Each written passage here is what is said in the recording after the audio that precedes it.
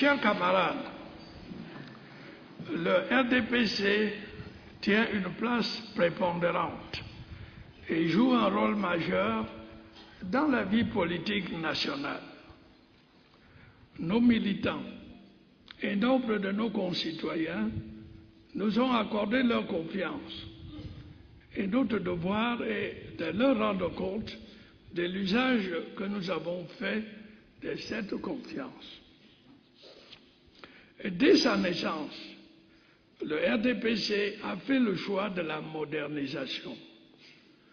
Nos présentes retrouvailles nous donnent l'occasion de consolider notre engagement envers la modernité et le changement.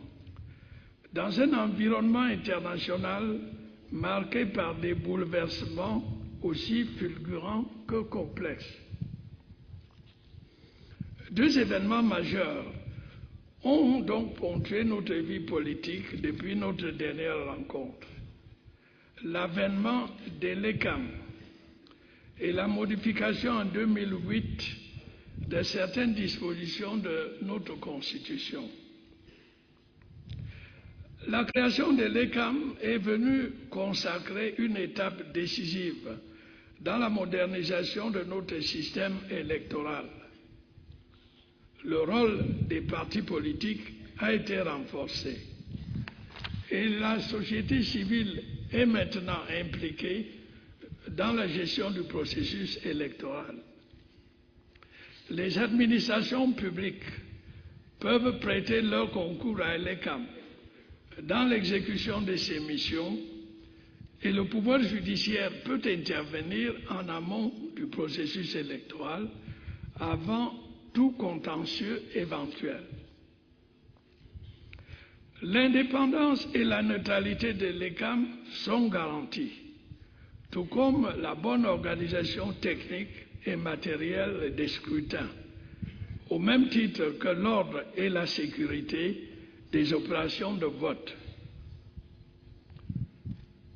La révision de la Constitution intervenue à l'issue de la session ordinaire de l'Assemblée nationale de mars 2008 a porté sur deux principaux points.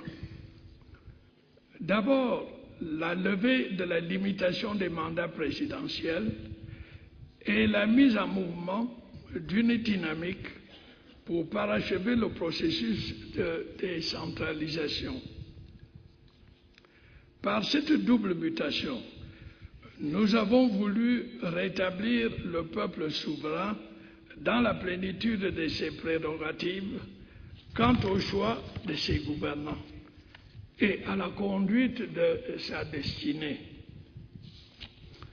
Avec l'entrée en action effective de l'ECAM, les élections de 2011 se dérouleront donc dans un contexte tout à fait nouveau. En confiant à notre parti ainsi qu'à moi-même le pouvoir de décision et de gestion des affaires publiques, le peuple camerounais a fait du RDPC, de son président national et du projet politique qu'ils incarnent les principaux garants de ses espérances, de son destin et de l'avenir de notre beau pays.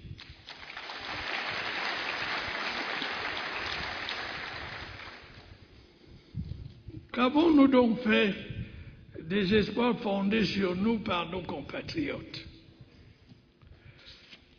Je répondais sans embâche en disant simplement que beaucoup a été fait, que beaucoup a été accompli, malgré les obstacles, malgré les difficultés et malgré les crises et leurs multiples conséquences. Et j'ajoute, au risque de chagriner les champions de la critique pour la critique,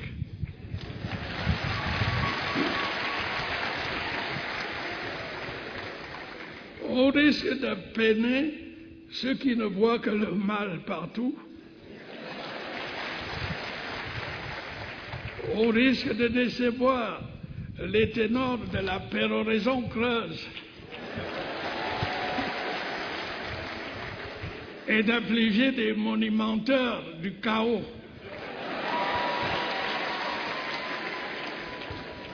J'ajoute, dis-je, que nous pouvons mieux, que nous devons être fiers des résultats que nous avons obtenus dans ces conditions si difficiles.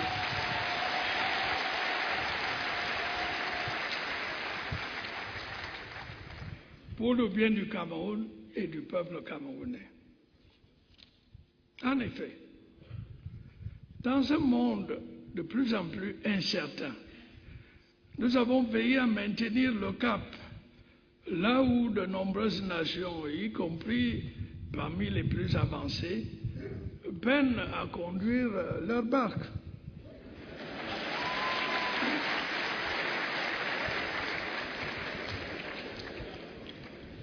Au plan politique, nous avons poursuivi notre politique d'ouverture en direction des autres formations politiques et de la société civile. Nous avons toujours mis en avant le dialogue, la concertation, la participation à la réflexion sur les grands problèmes de la nation. Nous avons amorcé la phase de mise en œuvre de la décentralisation par l'institution des régions en lieu et place des provinces, ainsi que le transfert des compétences de l'État vers les collectivités décentralisées plus proches des attentes des populations. Au plan de la morale publique, le dispositif institutionnel pour lutter contre la corruption a été structuré. Ainsi, la Chambre des comptes, qui juge de la régularité des comptes de l'administration publique et de ses démembrements, cette Chambre, dis-je, est désormais fonctionnelle. La CONAC, ou Commission nationale anticorruption, est passée de la phase pédagogique et de sensibilisation à une phase véritablement opérationnelle. À ces deux structures s'ajoute l'action de l'Agence nationale d'investigation financière, du contrôle supérieur de l'État, de l'Agence de régulation des marchés publics, de celle des différentes commissions ministérielles de lutte contre la corruption, des commissions de passation des marchés placées auprès des institutions publiques et parapubliques, sans oublier le rôle répressif des juridictions nationales traditionnelles. Grâce à ces dispositifs, d'importants résultats ont été obtenus dans la lutte contre la corruption et le détournement des deniers publics.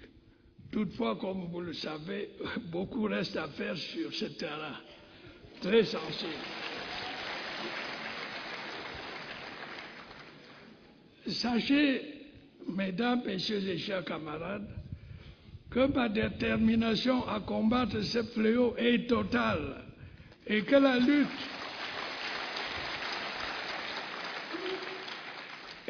lutte contre la corruption va se poursuivre en s'intensifiant.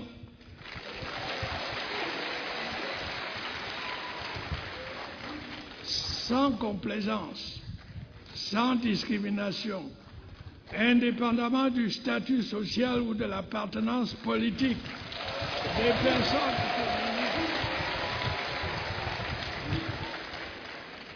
Personne ne pourra se considérer comme étant au-dessus des lois.